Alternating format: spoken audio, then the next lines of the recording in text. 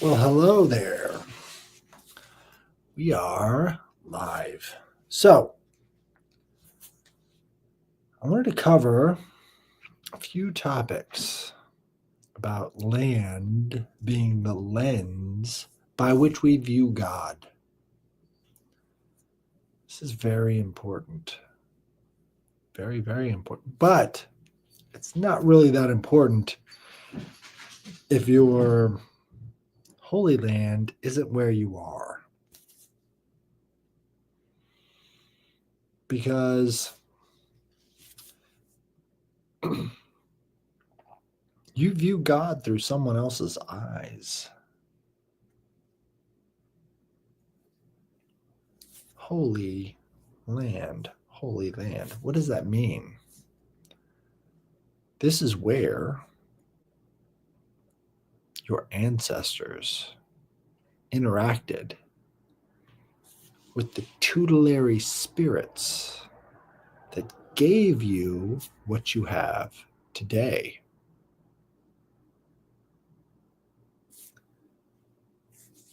A lot of you have started to realize that appreciation is somehow vital to our soul's progression. Appreciation of where you come from, appreciation of what you've been given is important for how you see the world, how you perceive life, whether it be precious or disposable. Appreciation is how you see yourself. Are you disposable? Are you valuable? Land is the lens by which we view God. What does that mean? How do you work the land? How do you work the land? Do you drive over it? Do you till it? Do you put seeds in it, harvest its resources? Do you make calls from it? Do you make sales from it? The land is how we work ourselves. And how we work the land is how we view God. Here's a good example. If you live in a rural community, do you think the church in your area is going to be talking about sowing and reaping?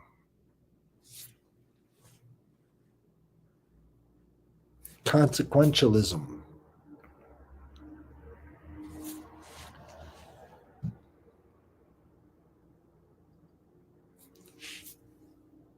The land you work is going to reflect how you see God. That's my cat. I bought her a duck. It's a little chew toy for dogs that she bites onto and creates squeakies. That's how she works the land now. I don't have rats in my apartment. She's not working those rats.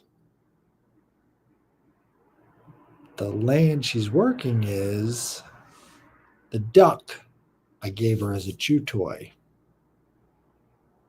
Are you starting to? You are. You're starting to catch on.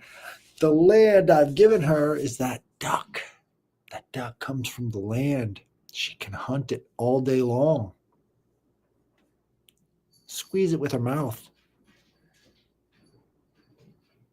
Make it squeak. How many squeaks have you produced today? Land is the lens by which we view God. As a God for my cat, I've given her this squeaky chew toy. He's starting to get it. Apply this knowledge across all boundaries.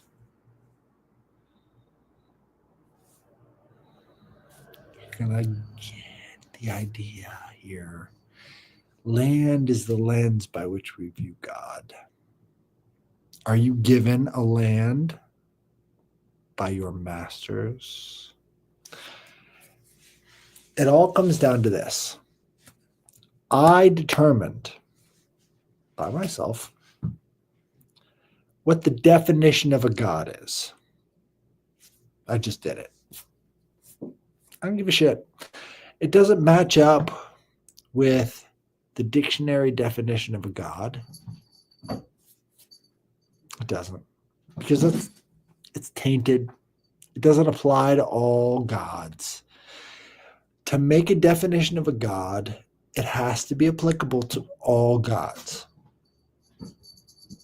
I know some of you might agree with me. Some of you might say, what are you talking about? You can't define God. You're just some stupid fucking guy between two sconces. Look at the sconces. The sconces let you know that something is happening. These are flaming sconces. Anyways, the definition of a God is a sphere or a circle of influence personified, personification of a sphere or circle of influence.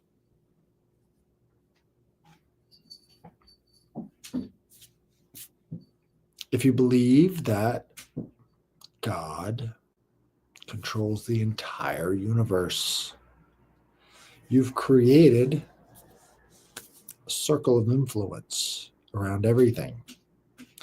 If you believe that there is a God of love, a goddess of love, you've created a circle of influence and you've put a personification, something you can't fully communicate, into that position.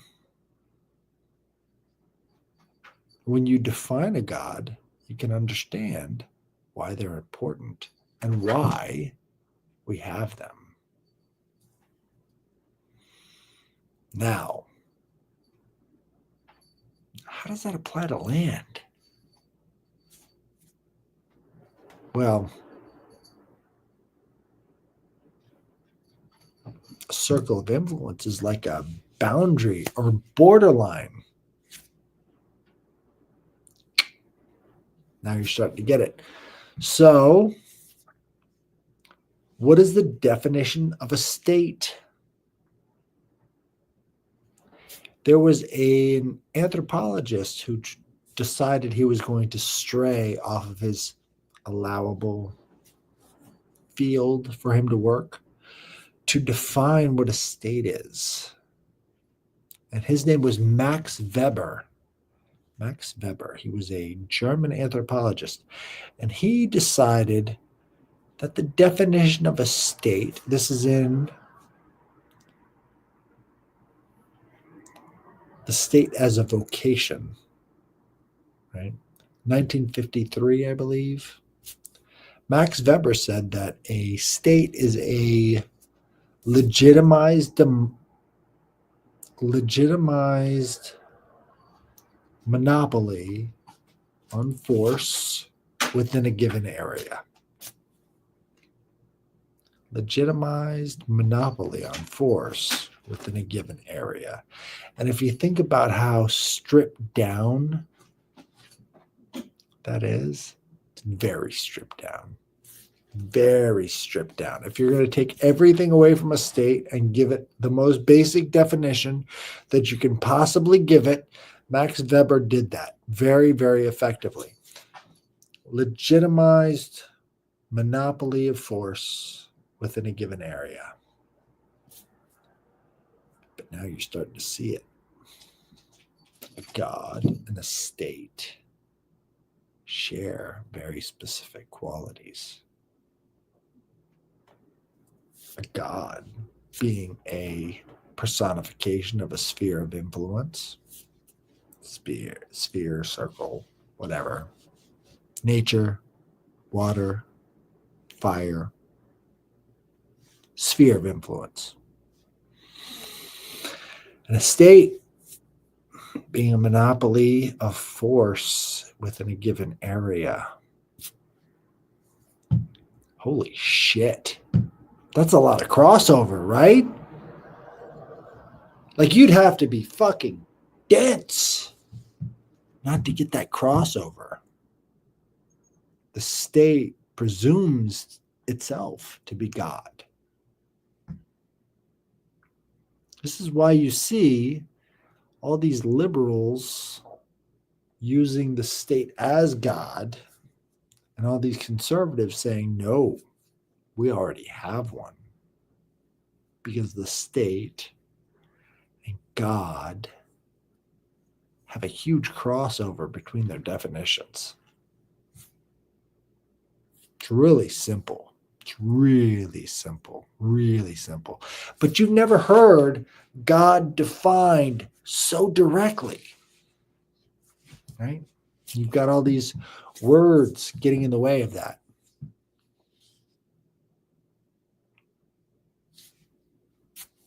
But that's what it is. So where does the land come in?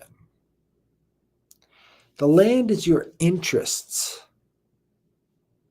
The land is how you produce what you produce for other people.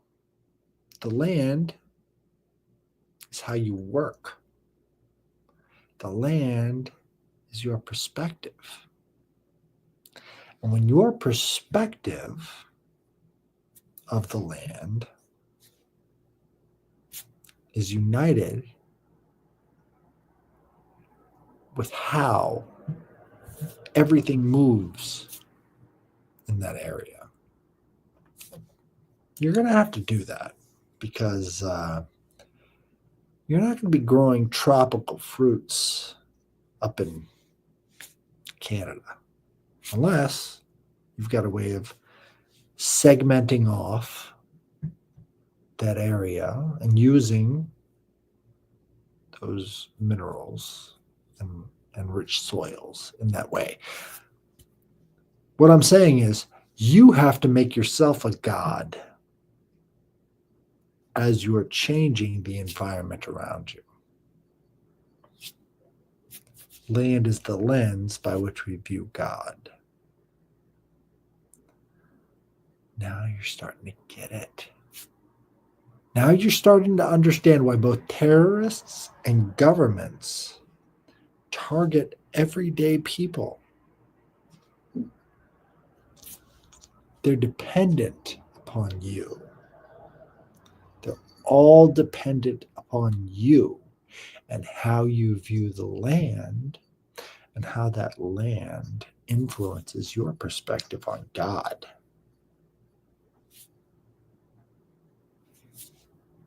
Right? You get it.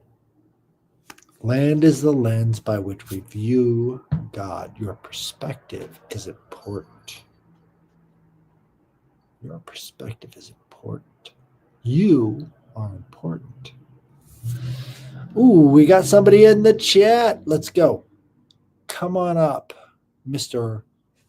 Ronnie. Ronnie, how the hell are you? No. Hello, sir. Can you hear me? Yes, sir. So your head is joined. I'm just going to stick my camera on. Hold on. Now, sir, what's happening? I'm here talking about land and God. As in land and God? Yeah. Land and God. Sure, essentially everything is God. You know? Here's my proposition. Land is the lens by which we view God. Mm-hmm. How do you work the land, good sir? What do you do for work? I'd be a fridge engineer or HVAC service engineer. That's what my title, you know. But I try to bounce around into all different sorts of things, like spirituality and all that stuff. But relation into the earth. Well, if you look at Irish, you said earth. I'm not saying earth. I'm saying land. The earth implies totality of the planet. Mm-hmm. How you work the land is your segment, right? Your land is how you view God. So, for instance, if you're living in the countryside and you're growing grains that other people consume, your pastor is going to talk about sowing and reaping on Sunday mornings. Okay, yeah. You see what I'm Yeah, I see saying? what you mean. Yeah. So what is it is how you're it was actually what I was going to say to that is if you look at in from an actual land perspective, there's the Irish. So obviously I'm Irish, I'm from Dublin, right?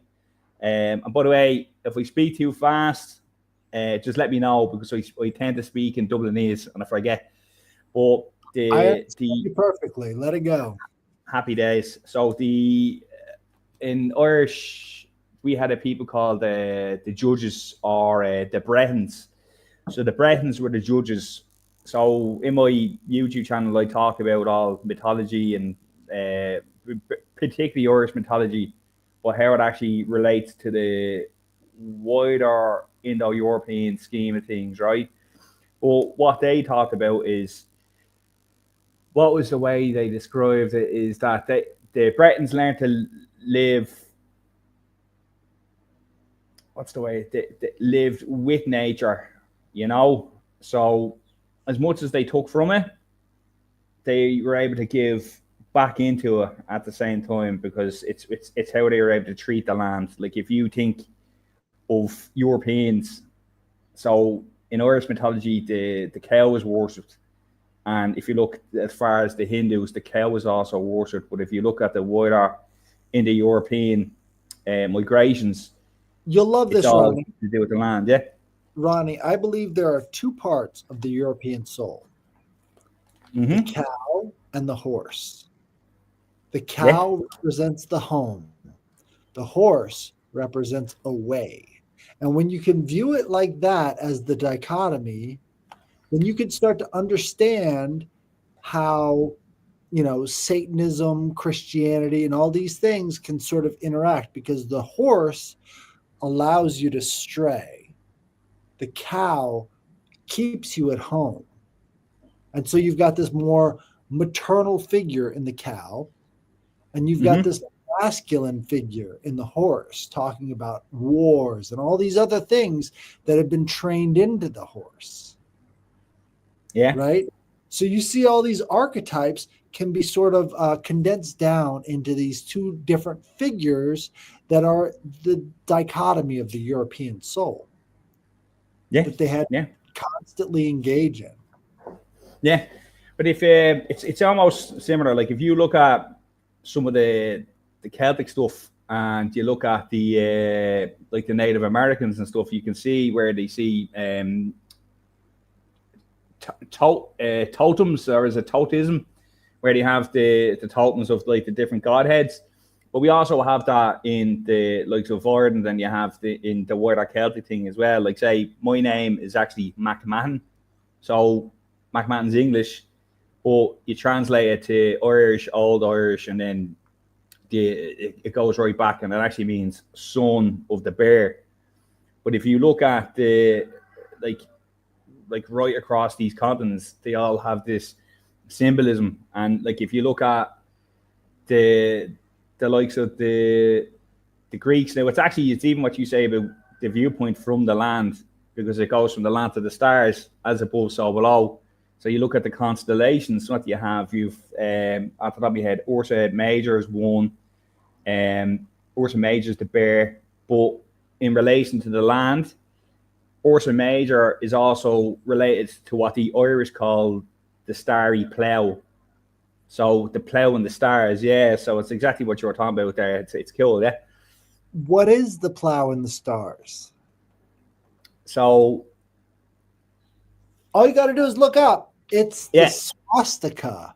It's the yeah, yeah, swastika because all four seasons go around the North Star, and the four seasons are represented by the four positions of the bear around the North Star. yeah, The yeah, Big Dipper points directly to it. yeah.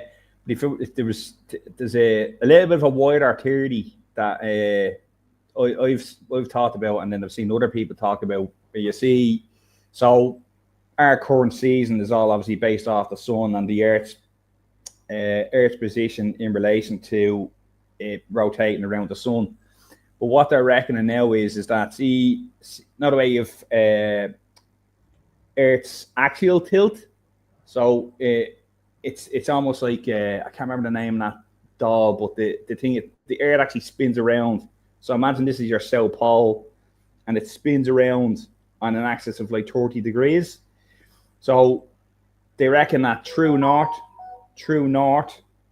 is actually pointing to wider constellations in regards to the great year. So at one point in the great year, say the Earth is tilting away from the sun, it's going to get really, really cold. But as it tilts back towards the sun, it's going to get really, really warm. And then you've got your wet seasons all in between it. But it's interesting that, like, as you said about what the Earth and stuff like that, but like it goes back to as above, so below. As like we can see all these things and now comes back down. It's interesting. Sorry for hogging the microphone there. No, you're absolutely right. What we're talking about now is as above, so below, right? And this 32 degrees tilt was so important for the ancients to understand that they created systems to see how that 32 degrees would influence the rest of history, because they understood that there was kind of a condensation effect between the stars and the earth. This is why we have astrology, is because star energy, sky brothers were coming down to earth. You see this in a lot of Native American stuff too. The sky brothers, sky brotherhood, they were bringing their energy to the earth. Condensation of ether. What is ether? Do you have a good explanation of that? Because I see a lot of people talking about it, but what really is it? I might sneeze here. Sorry. In regard, see, ether, I think, is more so I suppose the space energy in relation to the sun, right? Space energy. Space. Yeah, I know. No, it's not a great technical term, but no, it is good because what is between my two hands right now? Space, yeah. Space. Yeah. There's So something it could be longitude waves, yeah. Cartesian planes. What is a Cartesian plane? What does it consist of? What is space? That is one of the fundamental answers to that ether energies. Something has to exist, even if it's smaller than what we can perceive. Yeah, that goes to quantum theory then, really, yes. But you're right in Rob, what people are saying about. You see a lot of people talking about ether energy and stuff like that. But in relation to on Earth, I don't reckon it's ether energy. Like I have different theories on like megaliths and say pyramids and stuff like that. But that's all within our sphere, essentially, you know what I mean? Because it's the Earth and then the moon, that's within our sphere, you know, because obviously the moon isn't part of this cycle as well, you know. But that would be, I'd call it, well, not I call it, it's what's electromagnetism. But I think the ether is something totally different. As this is, I think it's more so the space energy. And like, if you look at, like, I'd be a follower of the electric universe theory, and there's a newer theory from a fella called Drew Ponder, and he's talking about frequencies as in frequency wave theory, which I think is a better. Go ahead. So the ancients believed that there was earth, air, water, and fire. We can all agree that those are generalizations. They were making broad generalizations based off of what they could observe into these different forces and forms. Mm-hmm. That was the way they did it back then. They weren't specific, they were generalists. Mm-hmm. But there are two forces outside of earth, air, water, and fire that were the thing that connected those things, which would be light and sound. Mm-hmm. Light and sound unite everything in earth, air, water, and fire. Well, now we have a different set of four forms, right? You've got the weak force, the strong force, gravitation, magnetism. What are the two forces outside of them that bring polarity and understanding to those forces? One of which would be the ether. Mm-hmm. But there has to be a countervalence to the ether. That's sort of where humanity is stuck right now. Is what is the countervalence to the ether? Yeah, it's actually funny that you're talking about that. So I picked up a book from Hermes. I was Trismegistus, and he's from the Divine Poemander. And in the first couple of pages, what is he talking about? But he's talking about the universe is positive heat, celestial fire, that the aura or deity of God is love. So he also talks about, there's a couple of pages just here knocked off here, just out of interest. He says the dynamic or mechanical, the chemical or the sensory, the emotional, electric, ethic, ethereal, physical, magnetic, intellectual universes and realms of grades of being. So it's actually in the Divine Poemander. So there's a lot to be taken from the ancients, but like I think, like as it says, when I'm coming from, say, in regards to my theories, it's more so electromagnetism. But there's all sorts of other ways to draw energy and understand it. It's just. Do you know about Ken Wheeler? Who? Ken Wheeler. Never heard of him. Oh my God. You're an electric universe theorist and you haven't heard of Ken Wheeler and his plane of inertia. Let's see. Ken Wheeler? Ken Wheeler, plane of inertia. This guy got all of the debunkers very fucking upset because plane of inertia is very, very difficult to disprove. And he lays it out perfectly in his videos. And he talks about how it's related to cymatics, how it's related to our ability to perceive.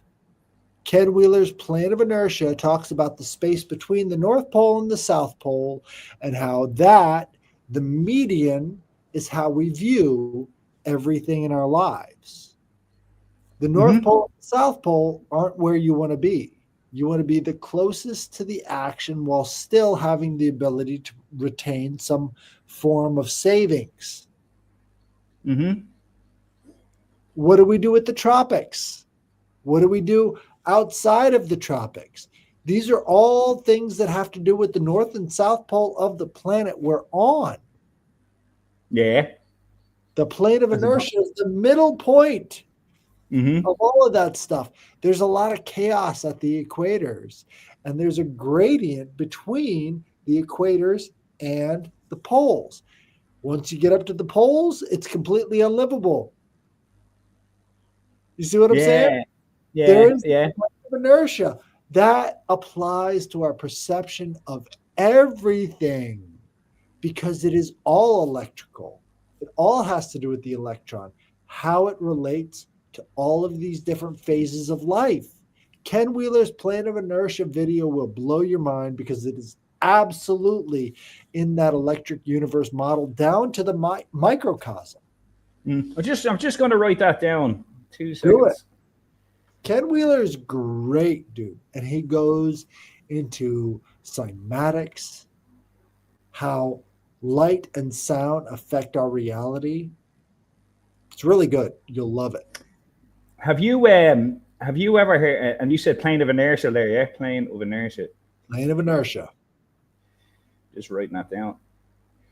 But the like if you think about it, like what are we, like the way I was taught going through my schooling was, and I served my time under a lot of good engineers, and they really taught me this, is that like it's like to find the secrets of the universe, you think in terms of energy, frequency, and vibration. But when I was going through my time, and I had a really great teacher, Master P, and he always said to us, he always taught me this. He goes, Kieran, he's from the Caribbean, and he goes, Kieran, you must think of everything as energy. And it says it doesn't go anywhere; it just changes its state. That was a terrible accent, by the way. Well, it's when I heard this, I got it, because with everything I do in work is essentially energy transfer. So I'd be I'd work with a lot of, say, be it refrigerants and, say, water and stuff like that as a mode for heat transfer. I'd use heat exchangers and stuff like that, and I'd use all sorts of different mechanical systems to achieve either heating or cooling. But condensation, condensation. Yeah, it's all physics, like. But what Peter, Master P, had said this to me, is this blew my mind. Well, it's the type of energy, like, but like what people don't understand is heat is energy itself. You know what I mean? It's I can't remember, like, say if we're doing charts, and we're looking to do, say, enthalpy charts to see what's going on in regards to a system with pressures and temperatures and stuff like that. We'd see by enthalpy, and what we do is measured by, is it calories or kilojoules, and it's the same terminologies for heat. But what is a calorie? It's energy. You know what I mean? So we as humans, we're bioelectric beings. We put out heat, and like when you think of heat transfer, we're just taking, like, say, air conditioning or refrigeration. You're taking heat from one space and just moving it somewhere else. You're not. It's not being taken away or changing it. Well, it is. It's being moved. You know what I mean? But it's how it's being moved in this particular process. You know, it's a macrocosmic representation of the microcosmic electron. Mm-hmm. Because as you're running electricity from one source to another, you have the very same processes of moving the same way. There you go. And what is that energy field surrounding the wire? Magnetic field, current. But how does that relate to the condensation / pressurization that you're dealing with a more macrocosmic element? You see what I'm saying? Yeah, when I say a displacement. That's what the magnetic energy is a displacement. What is it a displacement of? And that's something electromagnetic theorists have not been able to answer yet, because the outside magnetic drag on all these lines, Ohm's law, represents the same thing that's going on when you're transferring energy through refrigeration. Yeah, in the grand scheme of things, similar principles, yeah, because all it is just moving these. Well, it's slowing down of electrons going through, not slowing down of atoms in regards to heat transfer, versus the movement of atoms in regards to movement of electrons in regards to magnetic field. That's the next phase. Do you know about Victor Schauberger? No, never heard of him. Victor Schauberger was an Austrian forest warden. He worked during the time before the Nazis to create an efficient means of transferring logs from one place to another in the forest. And he did that by watching the eddies in the water. Right? The eddies in the water and how they moved really provided the basis for his understanding. So you've got one spiral going outwards, one spiral coming inwards. And he believed the implosive force that you could find within water was more powerful than the explosive spiral coming out. Heat, impulsive, cooling, explosive, heat. Victor Schauberger, right? You're following me, right? Victor Schauberger is talking about these different forms of energy and saying there has to be an implosive that is self-sustaining because of gravity, because of the other forces acting on that spiral. So Victor Schauberger decided he was going to design a log flume that would cool the water as it traveled, that would keep the water in its native spiraling shape as it moved along this flume. And he determined that about 32 to 35 degrees was the optimal carry load for this water. Mm-hmm. And so he tried to keep it in that capacity because when the water becomes too warm, it slows down. Yeah. It makes sense from a physics perspective. Mm-hmm. So he's making this log flume in shapes like eggs, right? Egg is a very watery, efficient way of stopping energy, right? Okay. Yeah. Got the dome coming in and then stopping it in a way to where all of the fluid condenses in that very naturalistic form. Mm. So as these logs are moving, he's trying to keep it in a way that conforms with the natural geometry of how water moves. Yeah. But see what you were describing there. Did you ever see Tesla's? Tesla had this like pump, and I can't remember the exact operation of it, but I remember seeing it. Let's say it's like a channel, and it has like these other flumes. So whatever way the water, say the current of the water is forcing out this way, and actually comes back around itself to push it. But I can't remember the full displacements of it now. You know. What he was doing there was creating a suction repulsion effects, right? So the suction, think about if you're siphoning gas out of a car. Yeah, so it's the creating the extra force behind it, yeah, by Right. displacing some of the water to bring it back in to give it the extra velocity. There you go. Yeah. That's exactly what he was doing. He was creating conduits of water in fixed space. And that makes sense. Yeah. But that's exactly what Victor Schauberger was all about. Victor Mm. Schauberger wrote several books called The Water Wizard, 1, 2, and 3, where he's talking about all of these different ways of using the spiral, using the implosive force of the spiral to create more energy than what is put into it. Yes. Over unity, 0 point energy.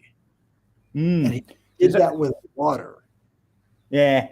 See, I'm somewhat doing something similar. So I'm not too sure. Did you see my post on megaliths? The megalith post the other day. Megalith post the other day. Do I follow you on Twitter? I think so. Yeah. Yeah. No, you definitely. You sent me a link for this. All right. Welcome to the Abyss. Abyss 369. Abyss 369. Here we go. Yeah, boy. So in my, it's one of the more recent posts on megaliths. So I've been looking at the like. So I have a pyramid theory, and more or less what the key part of my pyramid theory is that the Canterbury's doors has 2 copper conductors, right? So Right. you've copper in the pyramid, therefore you have a conductor within the pyramid. Therefore, it's quite possible you can induce Earth's natural current via this mechanism.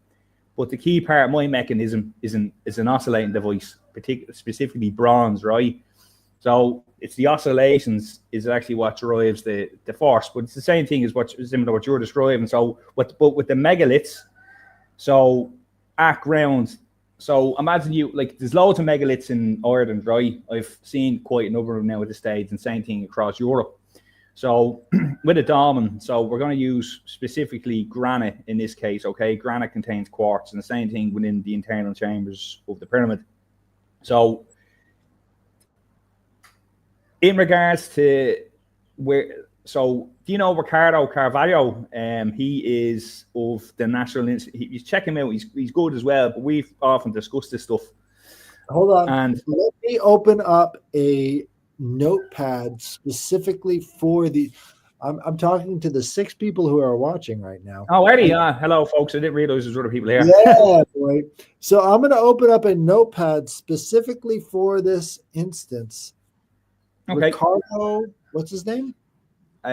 Ricardo, give me a wee second. I'll spell it.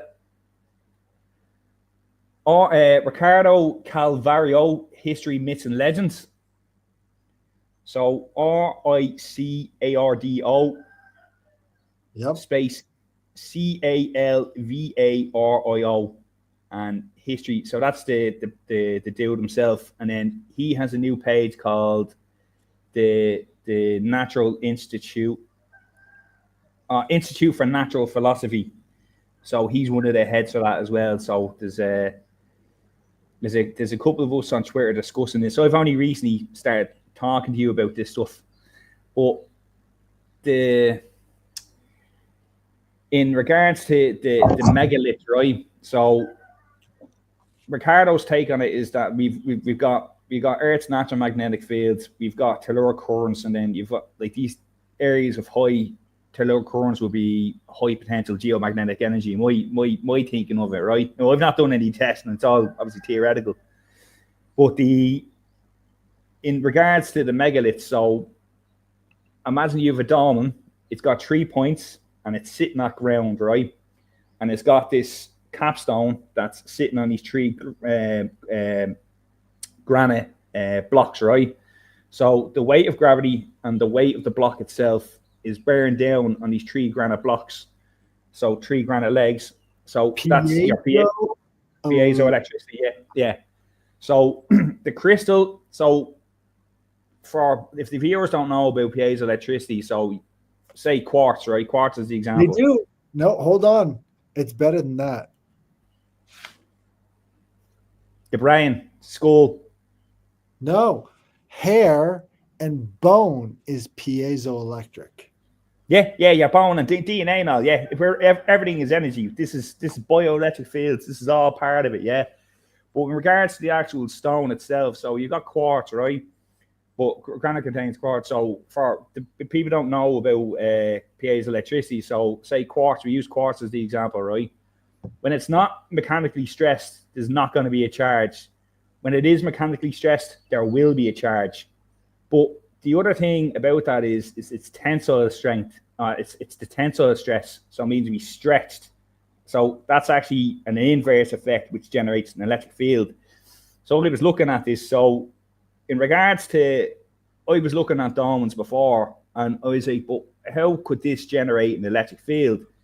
But in regards to my pyramid theory, the electric field generated was the current, the conductor. But you don't have that at dolmens. So I was thinking that obviously you got ancient acoustics and stuff like that. But with the dolmen, right, the weight of the capstone is bearing down on the legs. The legs are bearing down onto this ley line or area of high geomag potential, okay? So therefore, the field is present, right? So my brother, you got to get into dowsing. You have to. Is that thing with the yeah, I've heard of it, yeah. But what dowsing is going to find the water specific channel geomagnetic anomalies. And it's so easy to find them when you're dowsing. And what you do is you put the piezoelectric machines, the dolmens, on those anomalies, and then you create a piezoelectric effect because the Earth's gravitational field is not uniform. Yeah, but see what is about to describe there about that field. So there is a field present there constantly, but at ground there's no going to be there's zero potential. So as you said there, and it's the same thing with pyramid theory, you need an oscillating mechanism, and then once that oscillating mechanism, that's the driver, that's your wave, that's your sound wave for, I suppose, energy production, and that's how I reckon they've done it, you know. But it's the one thing when I looked at dolmens originally, it's there. The energy is constantly there. It's just you have to find the driver for it. You have to drive those electrons or those that you have to drive that charge, and that's where the oscillating mechanism comes. But in my example, I use a three-phase motor. So if I have an inverter, essentially is your sine wave that controls your speed of your motor, yeah? So if I go to look at a three-phase motor, okay, I've power to the controller, I've power to the motor, I've power to the inverter. Why isn't it running? It hasn't received its signal. You're putting it in the modern electrical concept. Mm-hmm. What needs to happen is you need to divorce it from the idea that wires are necessary. Oh yeah, no, but that's what I'm trying to describe. But you think about what people don't understand about electricity is you don't generate electricity, you induce current. So the copper conductor, an oscillating mechanism in the pyramid, induces the current. And what I'm describing here is inducing current through the rock without a conductor. Describe induction for the viewers in a way. What is the way? It's imagine you have a coil. So a coil is a copper coil, right? So imagine that's your copper coil, yeah? So imagine my two thumbs here is the voltage being applied to that coil, right? So you got voltage and you have current. This is the power that's being generated by this particular coil. Pressure. So for you, pressure. Yeah, but so pressure is through the current. So you electrical current, right? And then the pressure on the other thumb is what is happening when there's a vacuum. As in the current is being drawn, yeah. So say there's something drawing the current, yeah. You're applying it here. The spiral creates that vacuum. And then in this other one, it's creating another. It's like a positive to your negative, yeah. So it's like that, yeah. But so that's power being generated. But essentially, for anyone you really need, yeah. But that's I suppose this is what you call like primary coil, right? So your primary coil is where the power generation is happening, not a current. But for you to actually induce current, you say, I don't know, a laptop charger or something like that. You have two prongs on the coil. You introduce that to the next. You introduce the secondary coil to the primary coil. You start drawing energy from there. As above, so below. As above, so below. You could have an inductor inside of another coil. Or you can have it across from a coil. Yeah. It's transformers. It's all the same theory. As long as you're sucking energy out of that ether, you're creating another charge. Mm-hmm.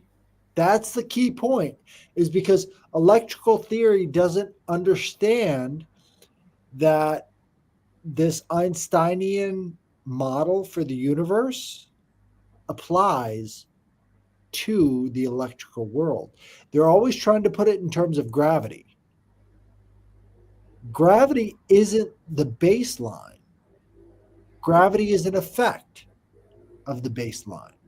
Mm-hmm. It is pressure differentials. It's all pressure differentials, which is why I think that you, as a AC specialist, can have a unique perspective on it, because all you deal with is pressure differentials. All you have to do is condense it, push it through a pressurized atmosphere, and then you've got cooling. Yeah. But see, that's the idea. But that's where, like, when I came up with the pyramid theory, I was in college and I was learning about electrical theory, and I was like, that's simple. And I was like, oh, that works, But it's just like I think the likes of ourselves talking are really what's going to be pushing through new ideas. It's not unless we come up with the language that other people can understand, because it all comes down to the language. Again, if we're going to take that pressure differential idea, it has to be expressed exquisitely in the language to create the pressure differential on either side of the words we use so that people can understand it. Yeah. As above, so below. Yeah. But the problem is that when you're looking at the likes of, like, say, my pyramid paper is titled looking to the past for future innovation. But if you have people like Egyptologists and stuff like that saying these things are only temples, these things are only this, there's nothing. No matter how much evidence I've said, like, say, a copper conductor, like the amplification of the signal in the grand gallery, like, these are all, like, I play a bit guitar, so I have some understanding of electrical theory, music theory. It's just how I was able to rate the stuff. But if people are saying, oh no, it's only a pyramid, or it's only this megalith, there's nothing else to it, you can't have a baseline. So this is what I'm saying, is it's the likes of us that are coming up with these ideas that are saying, no, there's something here, we need to really investigate it. But again, you look to the past for future innovation, because you look at the pyramid, we couldn't do that today. You know what I mean? There's like, I'm trying to think, there's other stuff, like, say, Angkor Wat is another unusual temple. Did the lads back in the day just build that stuff for the crack? I don't think so. You know? Not at all. Not at all. It's all about that preferential treatment to pressure differential.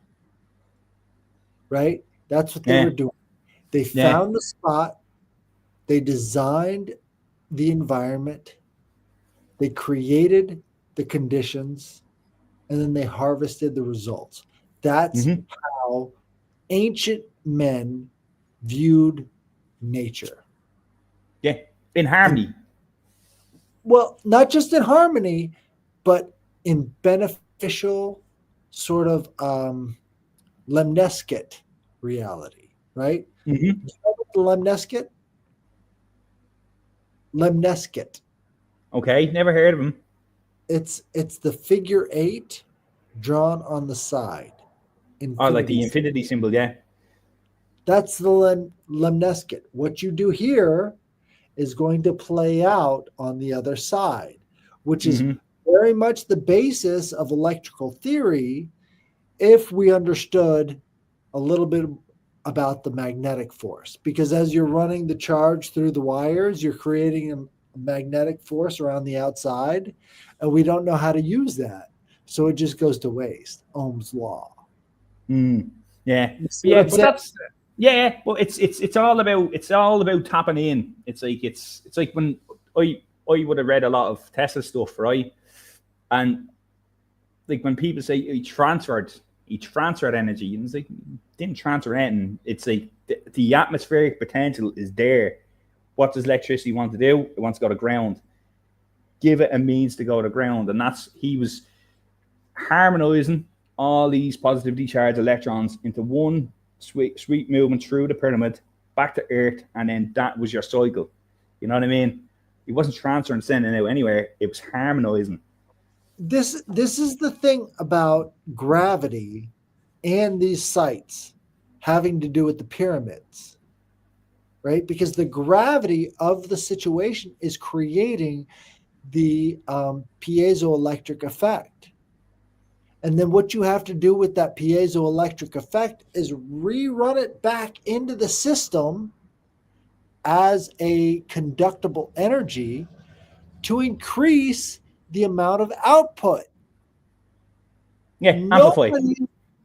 Nobody is looking at that as a very basic effect of 0 point, is that the gravity pushes out the output, which can be collected as energy. It's that simple. It's so fucking simple. That's what 0 point comes down to. Is piezoelectric from gravity into electrical field. Yeah, pretty much. Yeah, it's like have you heard of thermoacoustics? I have not. I'm looking for it. Yeah, so there's a fella called Danny Tesla Pyramids. So I actually contacted him in regards to my own theory as well, and we've discussed this.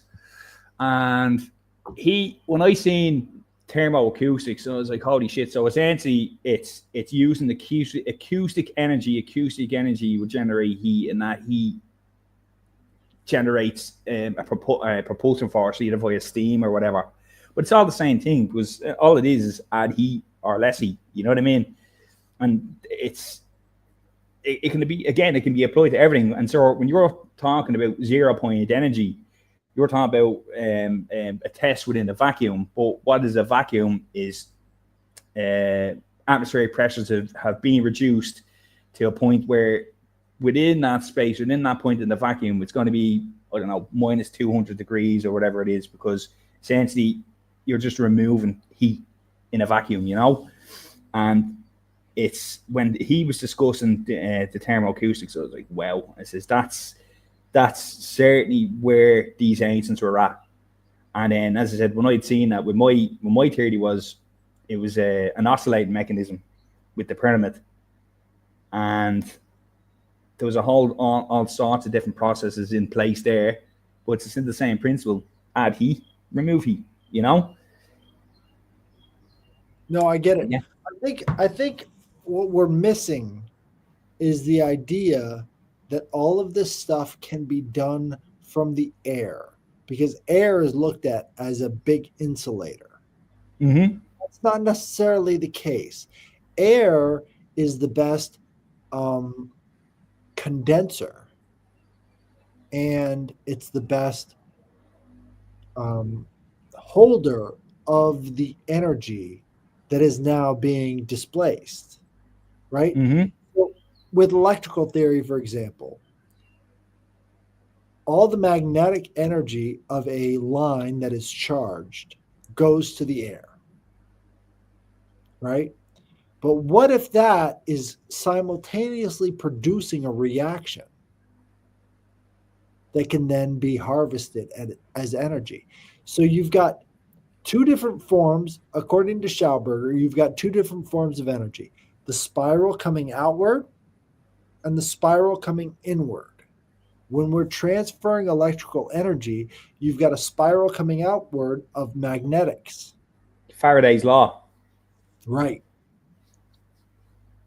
How is that being used? It's not. It's being wasted. And I'd argue, in the case of the megaliths, I reckon they were using that, because to go back to the point with piezoelectricity, right, and the dolmens, for example, the charge is there, right? So Faraday's law, I can't remember how the Faraday's law on the magnetic field works, right? So when I was looking at that, the pressure, or the dolmen had with the charge was there, right, and it was ready to go. Yeah, that's what's up. But here's your dolmen. The dolmen is two columns with a tree comes with a capstone sitting on top. So imagine that. So because it's being compressed, the piezoelectric charge is present, right? But where's so that's the direct effect, right? But there's an inverse effect of when you add something else into that. So that's where the oscillations come in. That's where you generate your magnetic field. That's why are we being dumb? Why are we being dumb? What if it's just like a plug into the ground? 3 prongs. Mm-hmm. Where's the ground? That third prong. See, you're at the mass of Earth. You're at ground. That's why there's no potential there. You know what I mean? So that's really no. But the potential is there, right? So the potential is all there, but you can't use that potential because those 3 prongs are sitting at this point of high geo energy, right, or to lower currents. So it's being dissipated to Earth quicker than it could be used. It's not usable as we stand on that ground. It's like with standard atmospheric electricity. There's potential in the atmosphere, but we can't use that at ground. So we need to bring it to ground. But the difference with the megaliths is you can't use the atmospheric electricity at that point. So when you introduce the oscillations as the piezoelectric, as the direct effect of the effect of the piezoelectric material is charge present, but to actually use that charge whilst we're at ground at the megalith, you introduce the sound waves or the acoustics or whatever term you want to use it, and then that's where you get your field. So you got your direct effect and your tensile effect at the same time. You just discovered worship. Because they're singing at these sites, aren't they? Yeah, exactly. Yeah, there's a fella called James Swagger, and he talked about archaeoacoustics. So if you ever see, I'll send on loads of stuff if people want to review it. But in temples in Ireland, you go to fucking Newgrange, or let me think, there's another one. Four Knox. There's Four Knox is in County Meath off the top of my head. So we have a block, right, and it has these zigzags, right. So what James Swagger, now this blew my mind when I heard this, because it proved that sound waves for me were 100% witnessed and being used. So what James Swagger had stayed in these temples, they were lighting fires or boiling off water for steam. So when he introduced the acoustics, they could see the fucking the sine wave in the smoke or the steam. That's how they were able to witness it. And when I seen this, I was like, wow. It applies to medieval cathedrals. Yeah. It's the same cymatics. Yeah. So that's what I'm talking about. The worship, the idea that you can introduce this wave that now releases the energy within that piezoelectric effect. That's huge. That's a discovery. So they would bring their seeds to these dolmens, and they would bring their seeds to places like Stonehenge. And those seeds would then have more of a chance of sprouting, introducing them into these megalithic structures. I don't think it was just about introducing the seeds themselves. They had to be activated by another field. And sound can do that. Yeah, yeah. Well, there is other natural fields. Like you got obviously seismic, and then you got your magnetic field. But I do think it's the harmonic. It's the same thing with the pyramid. It's the harmonic. So, like, see, what's the way to put this? So imagine you've got two glasses, right? So you start vibrating this glass, and this goes at its resonant harmonic, right? But as this glass begins to vibrate, this other glass starts to vibrate. So that's your resonant harmonic. But because it's starting to resonate at this glass's harmonic, this will shatter, right? But the glass shatters because the material is brittle, right? You're talking about shattering. I'm talking about a much different layer. Oh no! But this is harmonics. But this is what I'm trying to explain, the point about harmonics and piezoelectricity, right? So in regards to quartz, right? So it actually becomes, so when you do this when quartz, so imagine the diamond, right? The quartz is being crushed, the piezoelectric effect is there, but it just can't be. So imagine this structure now is being compressed, and you've got these, like, on on I suppose a macro level maybe, that they become like a crystalline structure, right? Right. And they're waiting to be driven, you know, as in like frequency drive. So that's when the acoustics come in. So when quartz vibrates at its natural harmonic, that's what the piezoelectric effect actually is. So you vibrate this diamond or this quartz material or whatever you have, you vibrate that at its natural harmonic, it won't shatter.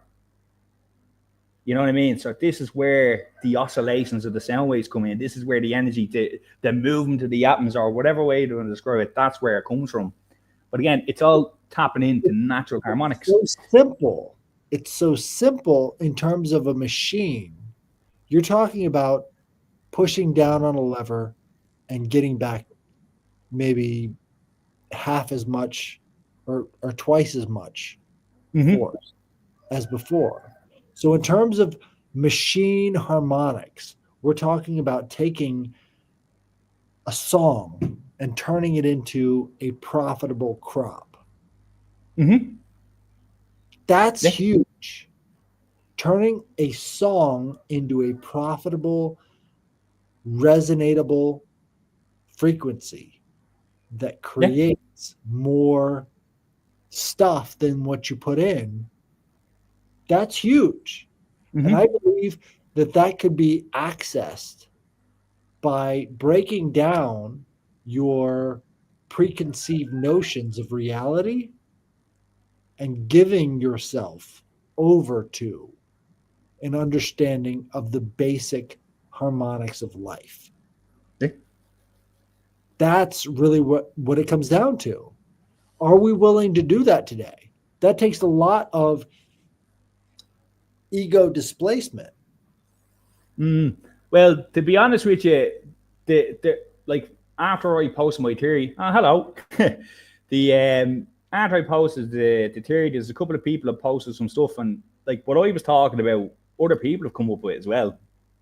I've just seen it and interpreted it a different way, but it's all the same principles. Thomas Murray, he's similar principles. But again, it's the same idea. You have it, you have the energy there. How do you use it? And like this is, I do stuff like this, and like, what is the way I could describe it? But Here's how again, I can relate. I can relate to a model and electrical term. You know. ego and Ohm's law are linked by proportion. The more ego you have, the more resistance you have to that flow, Yeah, good point. Yeah, that's actually a good point. right? So Mm. when you're able to displace that ego and allow the flow through, you can actually get a better vision of the universe. This is why the ancients were able to do these things, is because they had to. They had the Mm-hmm. kind of pressure that necessitated a more holistic view of the world around them. They had Mm. to. It was Yeah, a it was a force of necessity. That's where you get the dolmens. That's where yeah, you get different visions of how things worked. Is because they had to displace the ego. yeah. That's actually that is pretty. That is good. Yeah, but unfortunately, ego has taken over now, and this materialistic world is taken now, and like even you argue with this new creation of electricity, you can argue it's been not being good because we've moved away from the natural order. This is man's creation, the unnatural order. You know. Right? Well, this is why I keep saying land is the lens by which we view God. When you're only focused on the ego, you only view yourself as God. When you're focused on the land and what the natural processes are, you get to that more Ken Wheeler centric um, path of inertia. Inertia is what we're talking about in terms of how things flow. Mm-hmm. Inertia is more important than you are or I am. That's how we view things, is because inertia, that basic physics level, can be understood in terms of spiritual presence as well. That's why I like Ken Wheeler's theory, is because it puts things into the context of the hungry universe we live in. We live in a hungry universe. Mm-hmm. All these things are based around calories and consumption. But that's because we operate in a marginal quality. We don't operate in a central quality. We eat other animals, we eat other plants because we have to operate on the margins. The central focus is a spiritual focus. Mm. So The think about marginal focus fasting and is autophagy. material. Mm-hmm. You see what I'm saying? Yeah, When you yeah, apply that to the magnetic poles, it starts to make sense. yeah, We yeah. operate outside here, not in here. Mm. You But know? even what you were saying there about the consumption of animals for our own consumption of animals, essentially for our survival and for our energy. But if you think about what the ancients were at with fasting, so fasting, and I'm probably going to say this is autophagy. I'm probably saying that wrong, but it's essentially your body is eating itself. It's eating all the old dead cells that are now yours, and then this is all the feed to creation for something new. And it's actually, Autophagy. yeah, Auto- yeah, yeah. But it's like you think about it, like you think about what humans are now. Like we're very sedentary. All we do is sit around, eat all the time, and we're addicted to everything. It's either computers or TV, sugar. You know, it's all these bad things are all supposed, in the spiritual perspective, keeping us away from the natural state. Or suppose again, you suppose you can call that as harmonize with the natural state. Do you need to eat? Yeah, but do we need to eat as much as we do to maintain our system? I don't know. It's interesting, but again, it's conversations like these. You go, yeah, nah, I came out and that would hopefully learn something, and then hopefully any of your viewers here are looking at us, and hopefully they've learned something from us two talking. I guarantee you somebody's going to start to pick up on this. And when they do, they're going to be like, you know what? I can keep my focus now because I see that there is something outside of myself. There's a different spiral. Mm-hmm. The spiral outward represents a waste of that initial energy. The spiral inwards represents a conservation of that energy. And when they understand that basic, thought that came through, liquid physics, it can apply to all the other aspects of the world. Yeah, yeah, exactly. Yeah, as I said, even from me doing what I did, like in regards to college and stuff like that, the when I started learning about all this stuff, I was like, wow, it's that simple. It's all reliable. It's all connected. It's like even like you think about us as humans, like everything is electric. It's like what is us two talking? Let me give It's you an example from my own experiences. mm-hmm. I don't know if you view auras or not. Do you have a experience in viewing auras? I've heard of it. It's been said to me before, but I wouldn't say I've particularly viewed an aura. The best way to view an aura is to look at a tree. When you look at a tree against the backdrop of a blue sky, you'll start to see the aura and you'll start to see that there are energy entities moving around within that aura. Yeah, It, photosynthesis. outside of the tree. What you do to Mm, view an aura is you look on the outside of the tree and you'll notice that there's a contrast between the outside of the tree and the rest of the sky that is not connected to the tree. It's the mm-hmm, very simplest way to view an aura. What's happening there is that there is an energy exchange on a magnetic level between that tree and the rest of the sky. That's what you're looking at. It's it's like if you look at the sunset, you get all these different colors as it gets closer and closer to the horizon. That's because it's moving through a lot more layers of the sky than it would be if it's straight up above. mm-hmm, Same thing works with the tree. There's a lot more layers on the outside of that tree than there would be if you're looking directly at that tree. mm-hmm, All of those different layers are electromagnetically charged, changing the wavelengths of light as it comes off of that tree in your direction. mm, When you take that as a given and then focus your attention onto dead things that are then shoved into the ground, you'll see a slightly different aura. So I look at traffic signs. I look at signs on the side of the highway as I'm doing my aura viewing that I would do with the tree.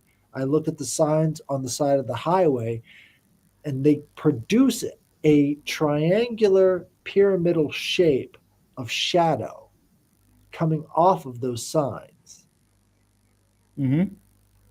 If you look at the electromagnetic interactions that they've recorded from these pyramids, and those same pyramids coming off of a sign, you could tell that the dead matter you drive into the ground produces the same umbra that you get with the pyramid, only they were aware of that umbra with the pyramid. Today, they're not aware that they're producing a shadow every time they drive a piece of wood into the ground. Mm-hmm. What they're doing with those pyramids is they're changing the shape of the energy field of the earth in a way that is very much in tune with how dead matter interacts with the earth. It's not a tree aura field, it's a sign aura field. Mm-hmm. I don't know why yet, but I know for a fact that people have documented it. And what I Mm. is that there is a reflective nature to that pyramidal energy. So as it's forcing itself down into the earth, being dead matter, there's a refraction occurring because the amount of area that pyramid takes up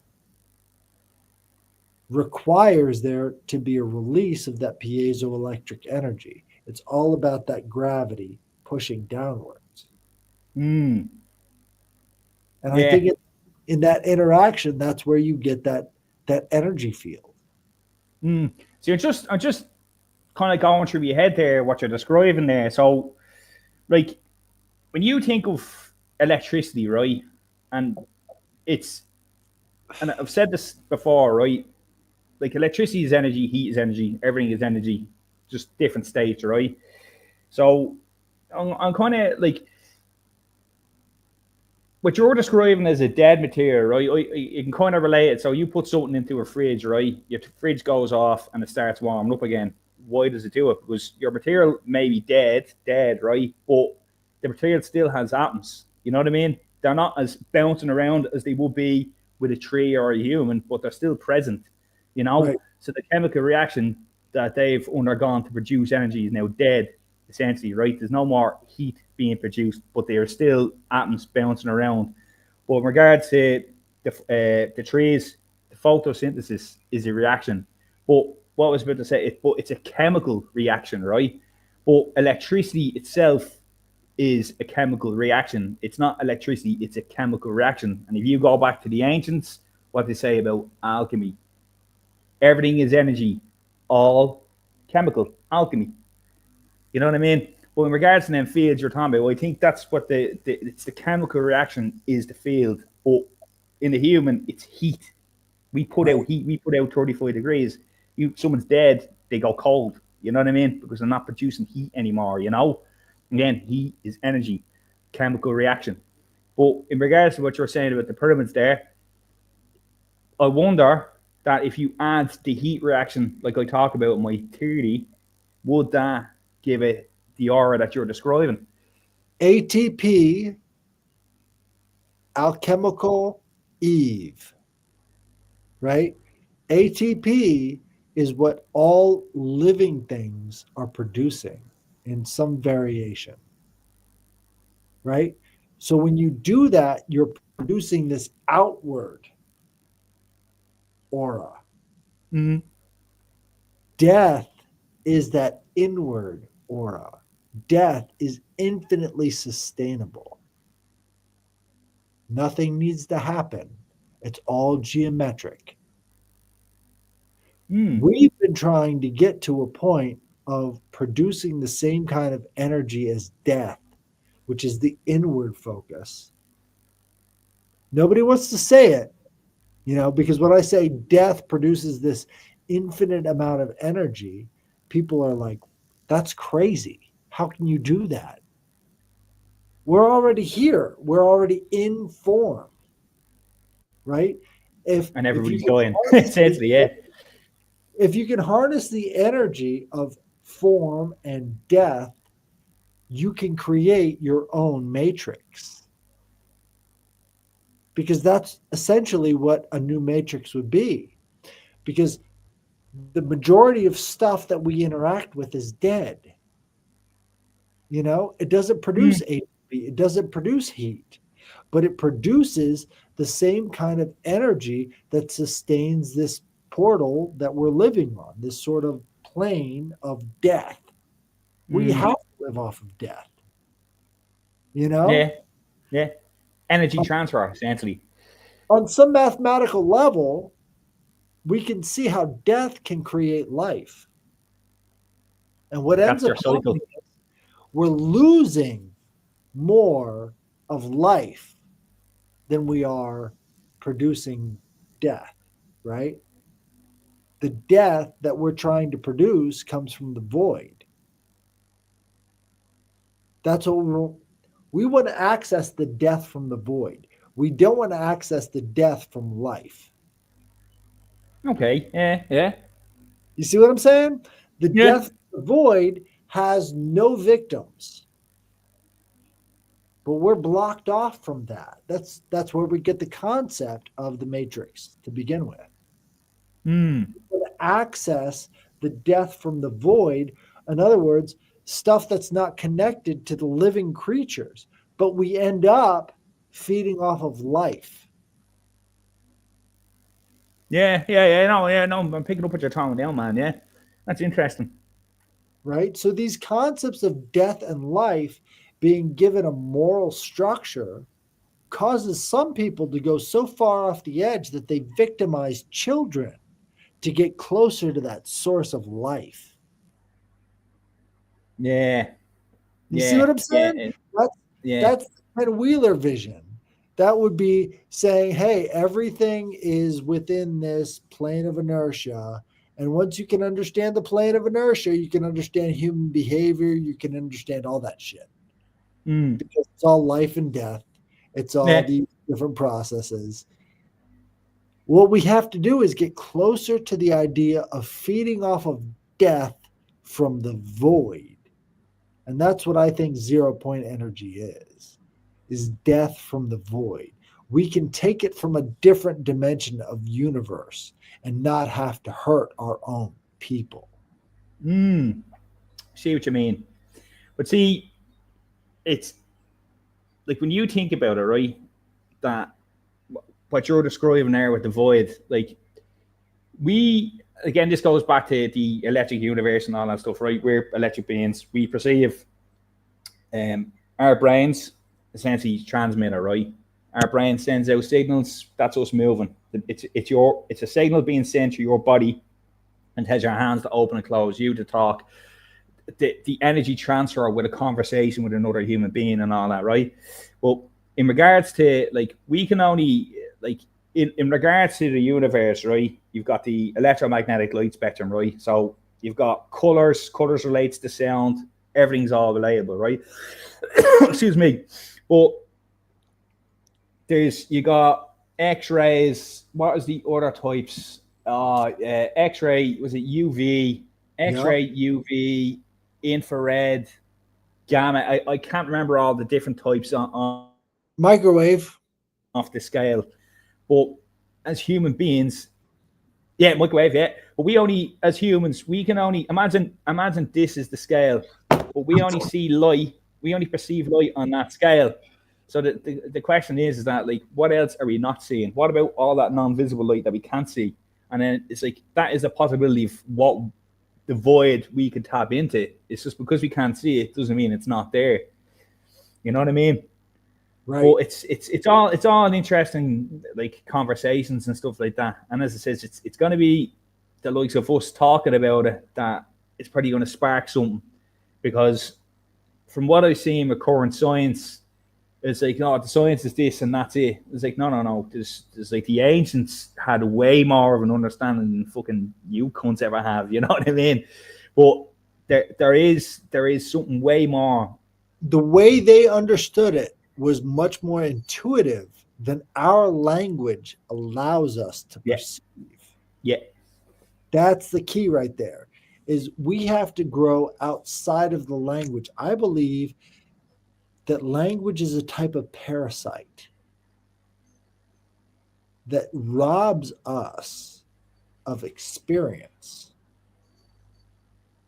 Mm-hmm. As we're talking, what we're doing is we're creating time that is not connected to physical experiences. But if we're experiencing things and sharing that experience, that would be more of telepathy. Mm-hmm. You see what I'm saying? Yeah. So if we're experiencing telepathy, we have a connection to not only each other, but the world around us on a much more fundamental level. And Mm-hmm. by communicating in the language we have, we're cutting ourselves off from the telepathic, The which Akashic connects records. everything. Mm. You see what I'm saying? So Yeah. there is a certain meditative quality to understanding zero point energy that is sort of not referenced in any sort of scientific or academic literature.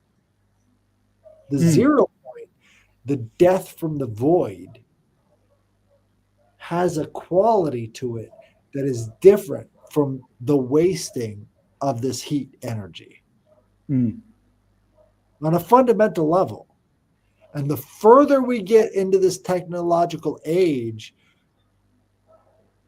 the more we can realize what the ancients were experiencing by having no written language. By having no written language, everything has to be communicated by either sight or senses, right? Mm-hmm. Or That are symbols. apart from memory and systems, right? You have to Mm. experience it. You can't just read it and remember. Yeah. Memory, Yeah. being connected to the past, right? Experience being connected to the present. And what we end up doing is we disconnect ourselves from the present by having language that we have to recall. So Yeah. there's a different kind of death happening there. So I believe the ancients had the idea of this blue language. They called it the language of the birds, and the language Yeah. of the birds had to do with a telepathic connection between individuals that weren't reading or writing; they were just experiencing. Mm. Can I? Have you ever heard of Ohm? Yeah, Ohm's law. Yeah. Yeah. Ohm, Ohm's No. law. Ohms. It's all In connected. Orden. Yeah, but in Orden, we've the ancient. So in regards to, so a lot of the stuff I've been doing is looking at Irish and history and stuff like that, and giving it a different take from my own perspective, my own bleeding eyeballs, right? But in Ogham, so it's an Irish language that was said to be invented in 400 AD, and then old Irish or Old Gaelic was formed 100 years after that. But there's obviously thousands of years of history in Ireland, so I don't accept the fact that they say that there was no language. But if you look at in Ireland, right, and it was only formed in 500 AD, if you look at Ogham writing, it's actually like you say a standing stone, and what it is, it's a load of like lines, like just like little strokes, and those strokes actually represent a tree. It's called the Celtic tree Oh, language. oh, Ogham. Hold on.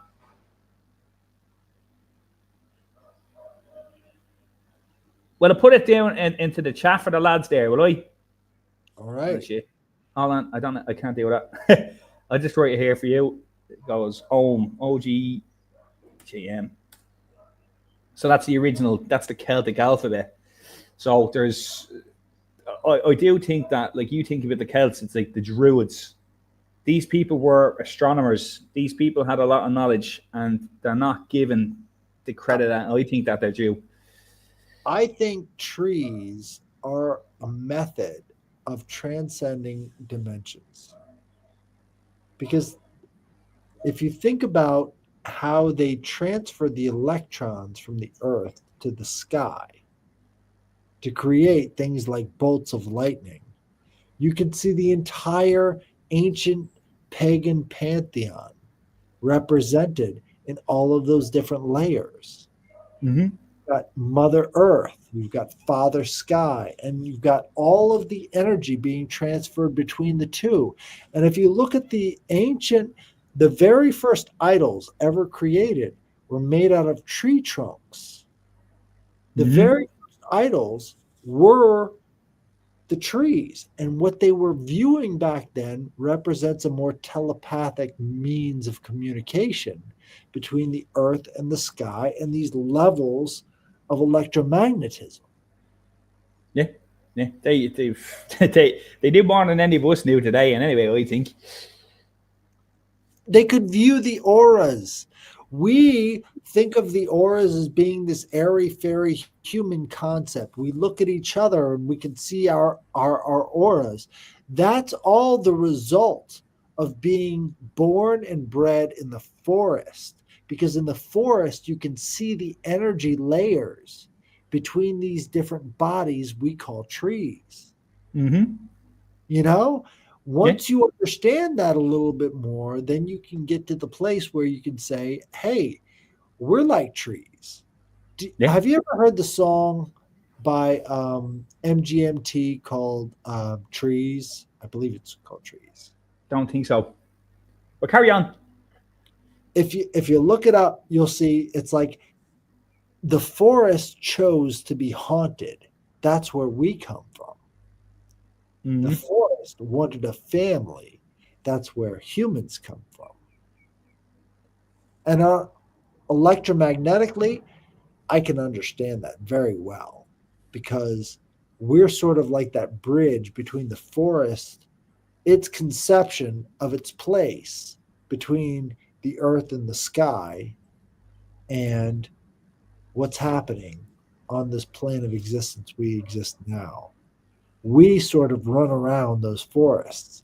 We create the type of energy that these forests really feed off of well, which is the highest point of hell and the lowest point of heaven. Yeah. That's Yeah. what a tree is sort of experiencing. So our consciousness, our ability to understand is between the top of the forest and the roots. And then you've got things like, the world tree, Yggdrasil, Ogum, Kabbalah. All of these things have to do with this tree concept, reaching up to the heavens, joining the above and the below. Mm-hmm. Like even you think about the process. Trees absorb CO2. They produce oxygen. We take in oxygen and expel CO2. It's cycles. It's almost like the spirals. It says one's doing one thing, one's doing the other thing, and it's all relative. And then even if you go ahead. I've seen a lot of like different kind of hippie comedies and stuff like that. They talk about the trees as being the hair and us being the lice, Oh and really? the Yeah. and the planet being the body. And in some ways, I can understand that, but I think the hair wants the lice. I believe it does because the hair doesn't really have a meaning without giving something else of itself. We don't really have a meaning if we don't give of ourselves to our offspring. Mm-hmm. You That's see our what I'm reach into the future. Yeah. right?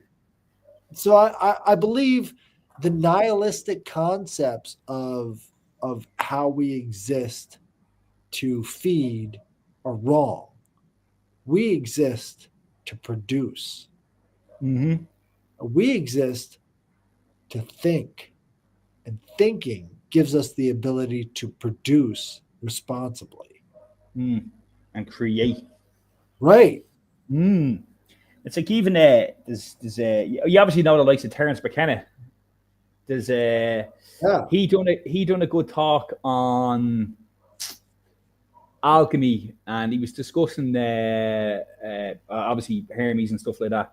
But there's one thing that blew my mind with him, and I'm going to paraphrase it, and it's like all humans are given the gift of speech, but only some were given minds.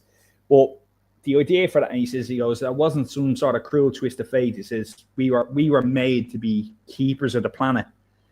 You know what I mean? That was this, we were there to keep it, and probably again, this is create to give the earth what it needed, like say to look after animals, like say the shearing of the sheep, the cutting of their hooves and stuff like that.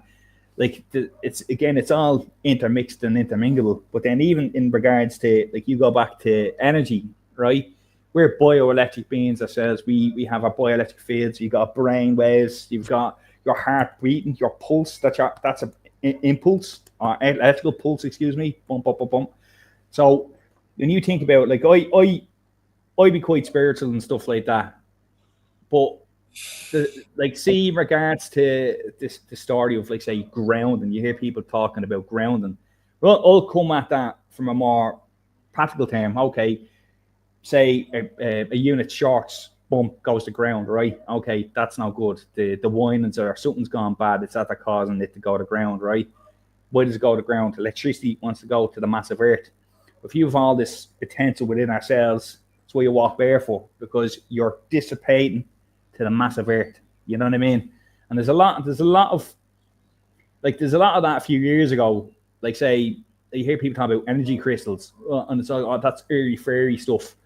But when you actually look at it, like I said, it took me to learn about it when I done I got my qualifications. You know what I mean? So I learned about say like so how does different materials work in regards to say different electrical systems or electronics and all that. It's all made up of the same stuff, harmonics and energy creation. It's all similar principles, but it's a form we've created.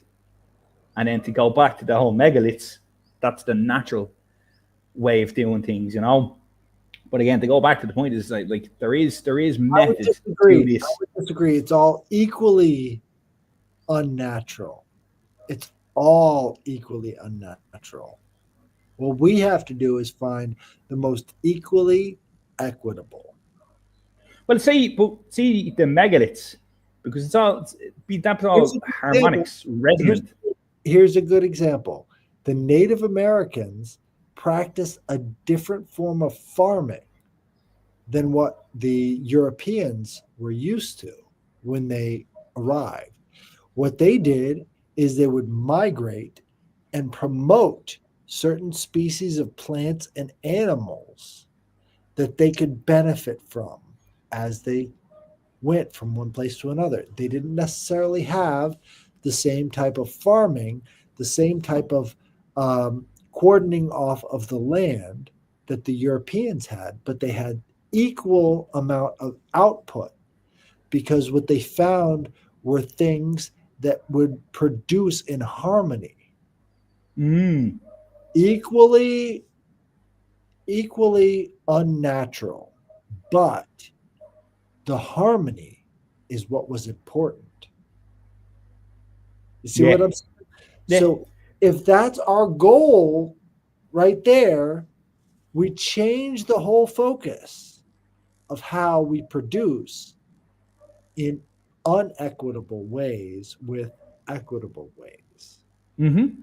It changes everything while also not changing very much because we're not talking about expending mass amounts of energy to produce the same type of wealth. We're talking about changing things in terms of harmony. One note produces the next octave. Mm-hmm. That's the key. That's the key. It really is across all layers. We have to produce those different layers of harmony so that we can understand our place. But if we don't have that, how do we get to our place? Mm, How do we get to exactly. our Yeah, level? it's interesting. But see, to go back about the point I was talking about earlier with the Bretons. So the Bretons, their whole laws were to how to live in harmony with nature. So I think like when I started my channel on my Twitter and stuff like that, that was the whole point of that, was to show all this ancient stuff. I was like, no, there's answers here. Like even in the like when Ireland was invaded by the Brits, or not the Brits originally, but there was different invaders like the Vikings, Normans and stuff. But what happened was the Irish system was so good, or the Gaelic system, the Breton system was so good, that those people became more Irish than the Irish themselves, because they really, really embraced it. But then what happened was when the Brits really came in to sort Ireland out, that's when they went to kill the culture, because they realised this is going to ruin everything for us. So then they introduced the feudal system, and then since that's when essentially destruction of the culture happened, you know. But I do think a lot of the answers for current problems lie by going back to the past. I got a question for you. Shoot. You know about the predecessors to the Irish culture. Well, yeah, it's like different migrations, yes. You know about tutelary spirits. The two of eight and nine. Why couldn't those two things be connected? What if one caused the retreat of the other? And there could be marginal ways to reintroduce the type of knowledge from that original culture into your culture that would turn things a little bit more in their direction on a marginal level.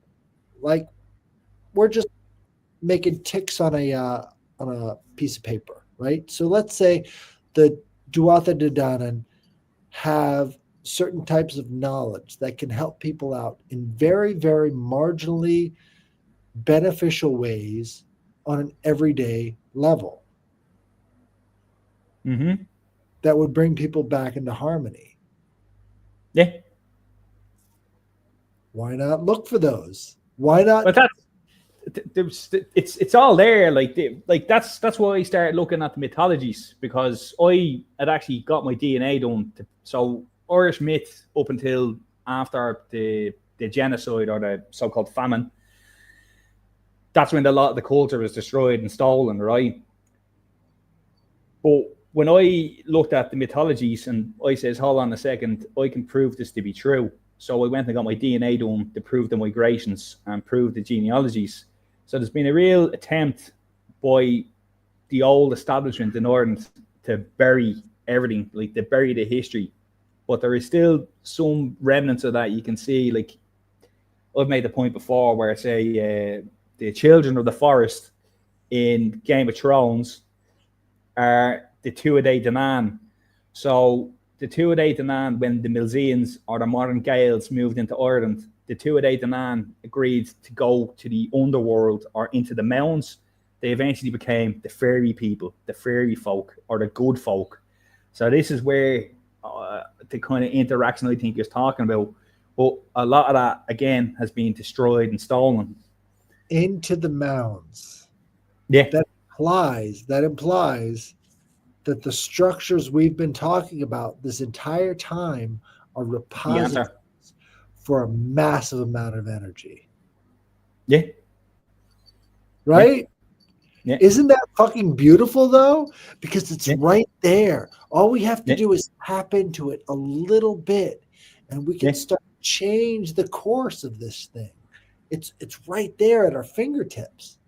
Yeah, well, it's crazy, and like, but it's talking to people. Like as it says, my main problem, like be it my pyramid theory or the theories I discuss on the migrations, is the pushback you get back is like, no, this is all rubbish. This is not possible. This is the history books say this, and it's like, well, the history books said what I'm saying up until 100 years ago, 150 years ago. What's changed, you know? But again, it's almost as if, like you think about it, the modern world school system in the West is based upon the British industrial school system. The education system originally wasn't made about education. It was to create factory workers. So Right. we're not taught to think. We're taught to just obey, essentially. You know what I mean? Do your job, do as you're told, don't think. And like, any wonder the world has gone the way it has, you know? Here's the thing. If I was going to initiate you into Druidism, I would give you a macrocosmic view of the world and then say, I'm going to narrow everything that you've learned into this one field. And you could take that one field out right here, break it apart, and give it to another person without them ever having to know about the macrocosmic universe you got it from. Mm-hmm. And that would be your way of druid pilling the people you came into contact with. Well, the counter to that is who who followed on from the Druidic orders. It was essentially Masonic orders. You know what I mean? Like if you look in Ireland, you've got the Orange Order, which is You a can't Masonic take, order. you can't take any of that past perspective as your perspective, because what you're trying to do is love your fellow countrymen better. Mm. And all you can do is worry about what you're doing and not the infiltration that comes later. Because what you're doing is you're elevating consciousness. And there will always be the highest part of hell trying to drag that part back down into the drudgery of slavery. Mm-hmm. Always going to be there. You can never avoid that. All you can do is be that bright, shining light that lifts all the boats up. Yeah, You see what I'm saying? yeah, 100%. Yeah, but that's when you think about it. That is like you hear about enlightenment. That is what essentially enlightenment is. That Is is what it is. enlightening the world with knowledge. But it's like That is what even it is. it's crazy. But again, when you're talking to, I suppose, people who don't think like us, they they won't get it. Like the official, that's the way to put it. Again, it goes back to the official teachings, like from science. It's the science is this. It says that. It says this. It says that. It says you don't really Here's have the a thing. clue about things in the If you grand scheme break of things. it down, if you break it down into the smallest possible nutrient source, 1 to 3 sentences of here's what you can do to make this better. And you don't have to think about it beyond that. You've made a zombie Mm-hmm.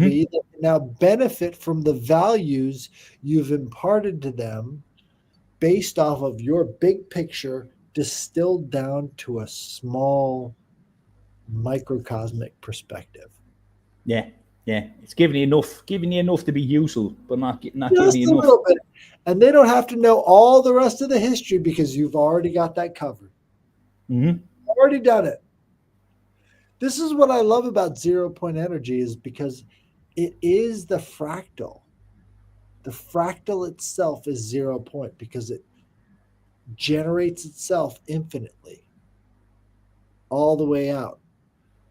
The problem is, how do we get ourselves to the point where we can recede the egotistical needs that we have? We all have them.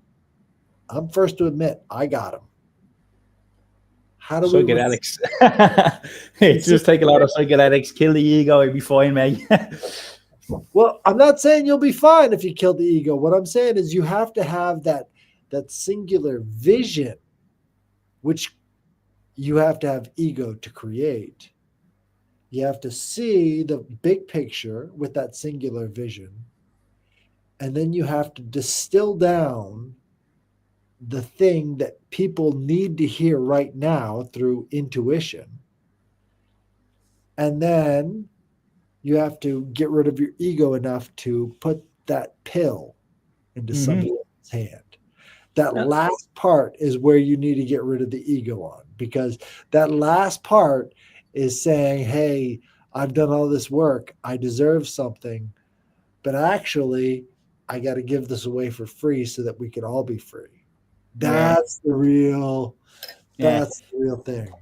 There's a good, if you've ever heard of Zoroastrianism, there's a thing called good thoughts, good words, good deeds. And it's essentially, it says you do all the good, you do all that without the actual need for, what's the word, for reciprocation, for it to come back to you. It says, no, you've done it for the grander scheme of things, you know. But in regards to what you're saying about ego, if you think about it, why does anybody do anything? Like the general thing is, okay, I'm gonna come up with this new idea, and I'm gonna make loads of money, and I'm gonna get really wealthy and famous, blah blah. But it says the way it should be is like even when I say put my pyramid theory out there, it says I could have tried to get a what do you call that word, patented and stuff like that. And it says, nah, it says, if I put it out there, give it to people, and then they can take some of the knowledge I have, and it comes up with something new. That's the way it should be. But Right. unfortunately, people, it's again, it's the ego. It says it's what I can gain from it. Is it gonna benefit the human race in the grand scheme of things, or is it gonna benefit me? I wanted to benefit me before I wanted to benefit anyone else. But as it says with my ideas, it's just not put them out and then see what comes out of it, because Right. something great could come of it for the world as opposed to oneself. And then that's the battle of the ego. I think it comes down to um, the the Book of Five Rings. Have you ever read that? No. The What's book, to say? The Book of Five Rings? yes, I think Book of of Five. I think I've heard of this. Right. So it's the Ronin Samurai Manual. Right.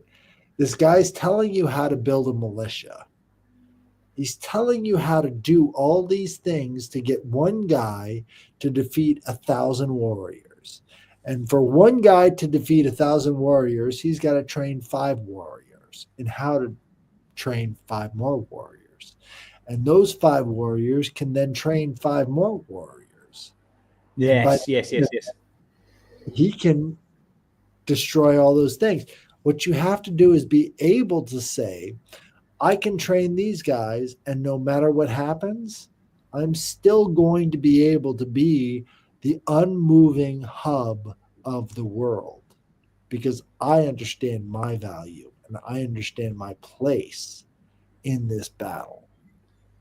It's really easy for us to think of ourselves as the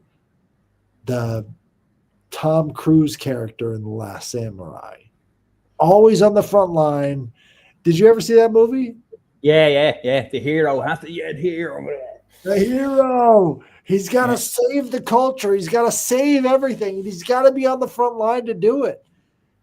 But you have to be on the front line only as far as you need to prove your ideas. And once you've proven your ideas, you can take that and train 5 other people to prove those ideas. Those Mm-hmm. 5 people can prove the ideas to those other 5 people, and you can actually create a network of chain link that makes your ideas completely uncontestable. And this is how they've been doing it with the UFO disclosure right now in the Congress.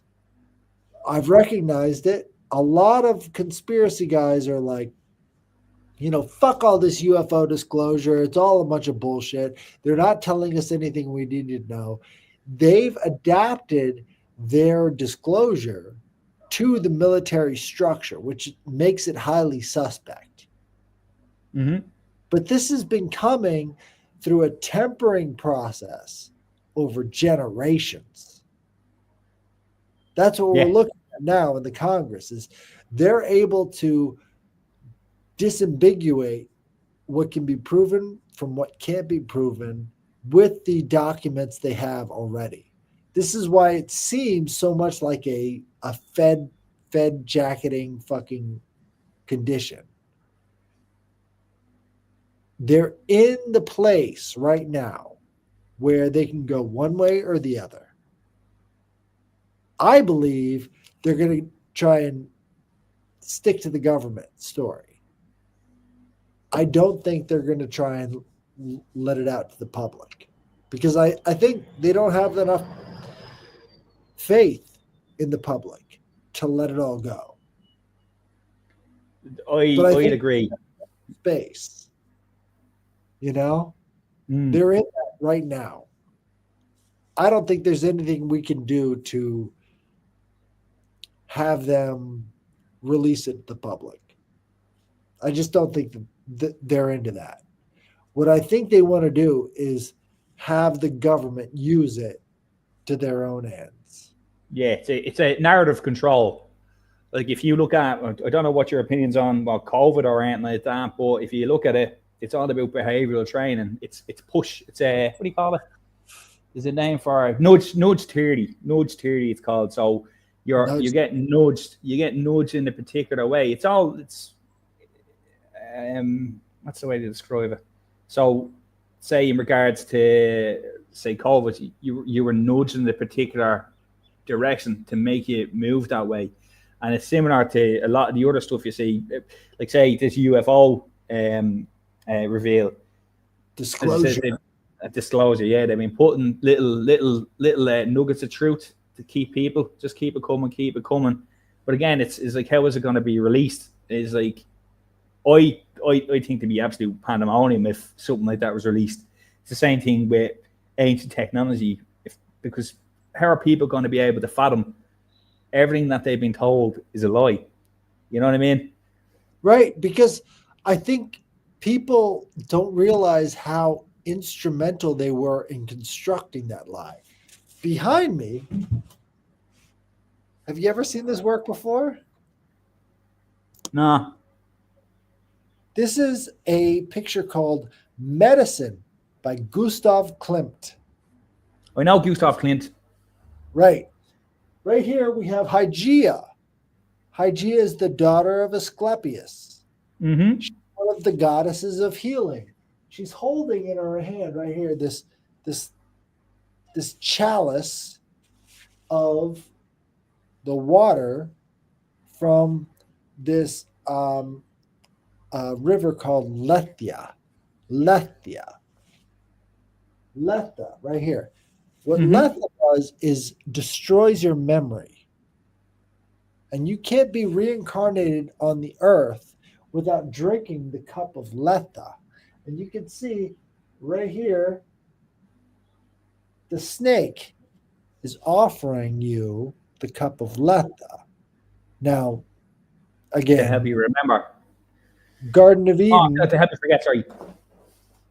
Garden of Eden, what is the snake doing? It's the apple, yeah. He's tempting Eve with the apple, yeah. The apple is your medicine. Uh-huh. The knowledge of good and evil is only what you get when you're mortal. Right? Very good, yeah, very good. Right back here, you have the River of Souls, as he calls it. This painting really pissed off a lot of doctors because it says no matter what medicine you give to people, they're all going to die. All of this River of Souls, everybody's asleep. Everybody's asleep in the River of Souls. That's when you're alive. You're asleep when you're alive. Yeah. I've heard this. I've thought about this before.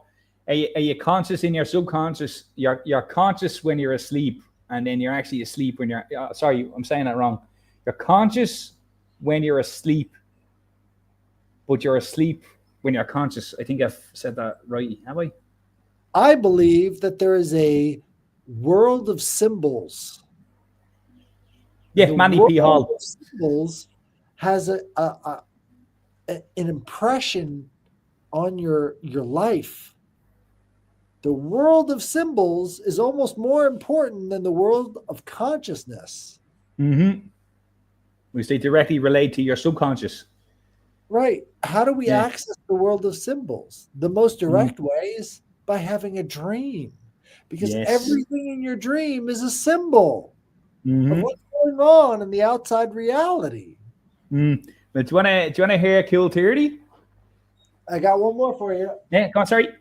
What's this? It's a big river of blood with gold in it. Can you see that? Yeah.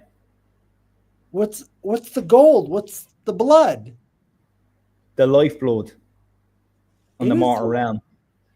Have you ever heard of ancestral memory studies done by Yeah. rats? Yeah. I know wolf I haven't looked into the studies, but I do know of ancestral remembering and stuff.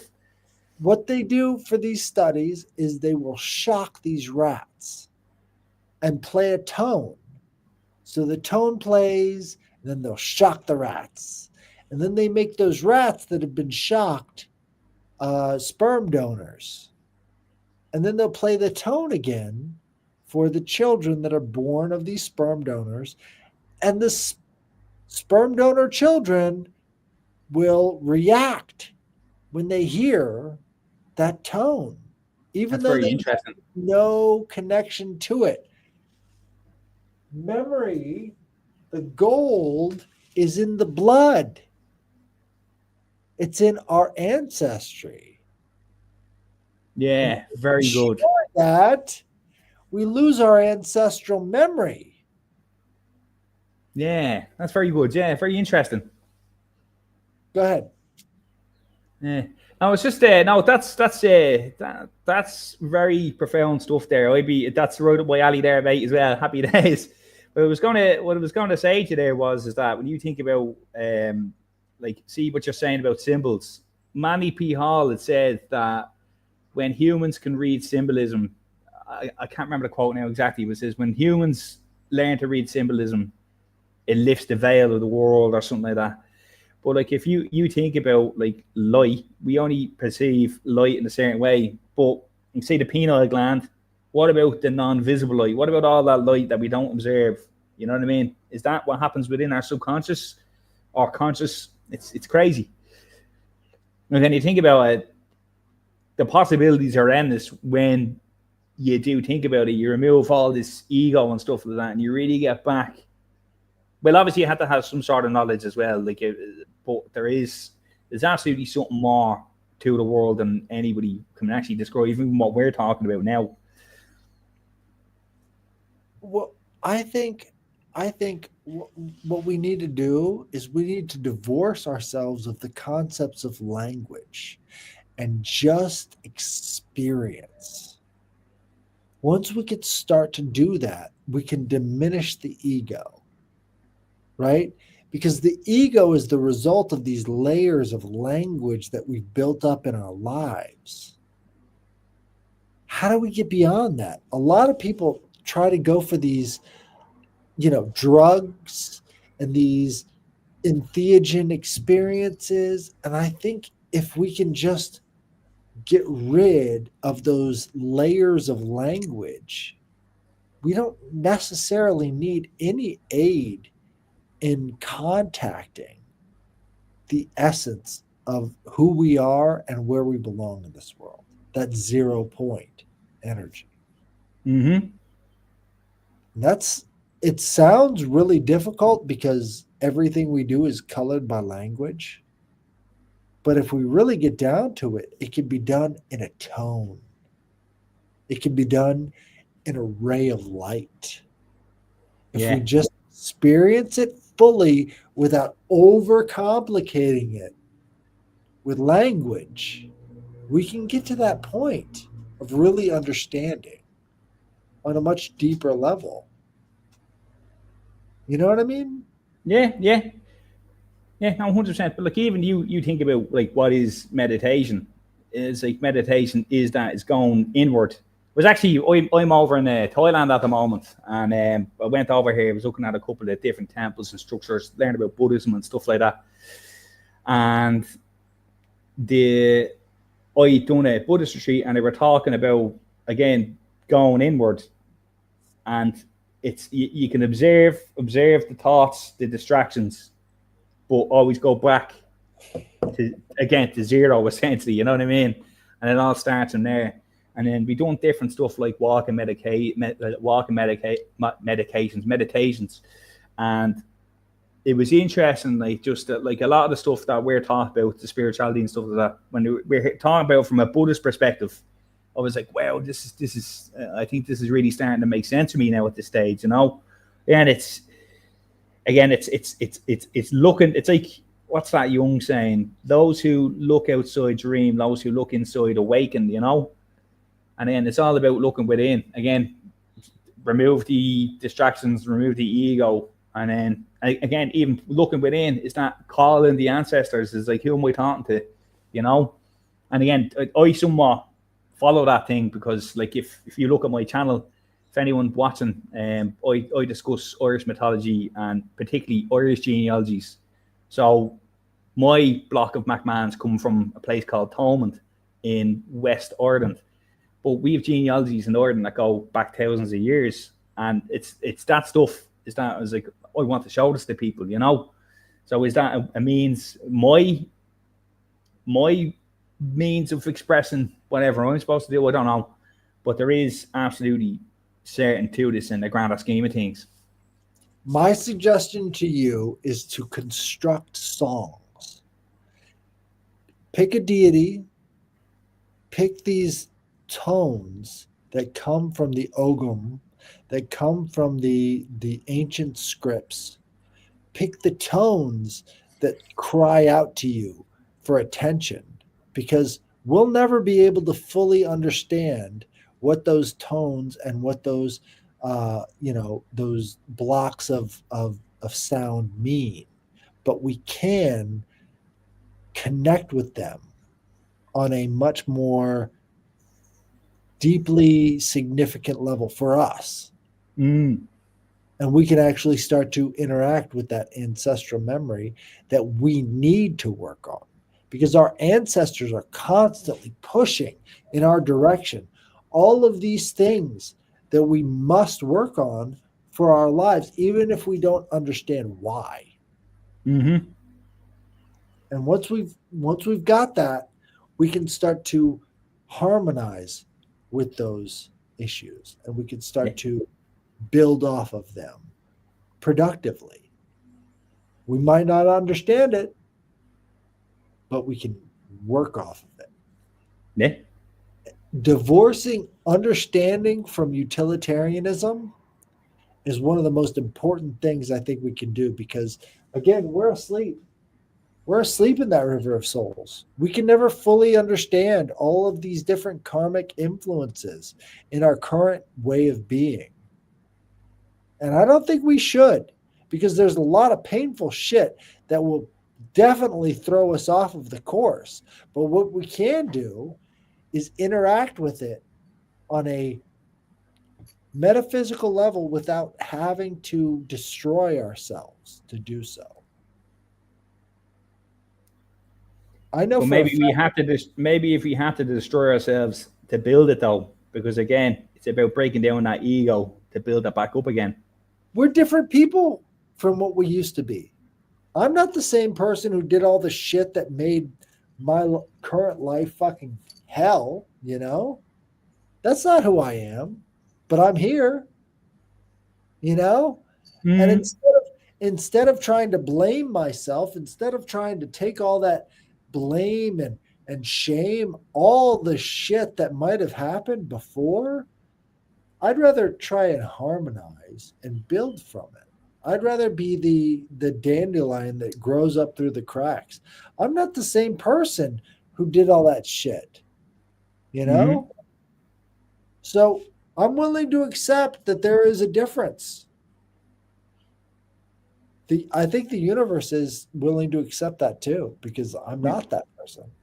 Yeah, no, 100%. It's all cycles and stuff like that, and again, Pressure. even from what I, all pressures, just like what you're doing, dude. It all goes into that HVAC, and I believe that there is that connection. How we're trying to control our climate, and what you're doing now. We're all trying to control our climate in terms of a metaphysical, spiritual reality. And now everybody needs their climate controlled. Mm-hmm. Yeah.